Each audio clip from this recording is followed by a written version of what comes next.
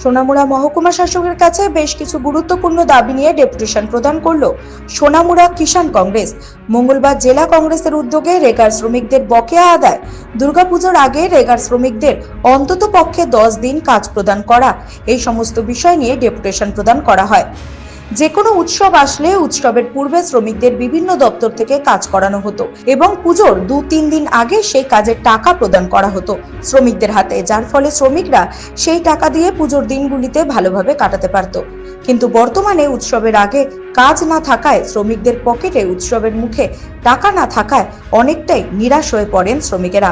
তাই জেলা কংগ্রেসের সহযোগিতায় সোনামুড়া কিষাণ কংগ্রেসের তরফ থেকে সোনামুড়া মহকুমা শাসকের নিকট ডেপুটেশন দেওয়া হয়। কিষাণ কংগ্রেসের এই ডেপুটেশন যথার্থ যুক্তি রয়েছে বলে মনে করেন মহকুমা শাসক। আর এই ডেপুটেশনে উপস্থিত ছিলেন কিষাণ কংগ্রেসের স্টেট কোঅর্ডিনেটর আবু খায়ের সহ আরো অন্যান্য সদস্যরা। আজকে আমরা সোনামুড়া ডিস্ট্রিক্ট কংগ্রেসের মাধ্যমে সোনামুড়া কিষাণ কংগ্রেসের তরফ থেকে এসডিএম এর কাছে আমরা ডেপুটেশন দিয়েছি। এই ডেপুটেশনের মূল উদ্দেশ্য হচ্ছে যে আমাদের রেগার শ্রমিকরা তারা তাদের সঠিক ন্যায্য মূল্য, বকেয়া যে তাদের টাকা পয়সা আছে, এগুলি যাতে শারদ উৎসবের পূর্ব মুহূর্তে এগুলি যাতে তাদেরকে ক্লিয়ার করা হয়।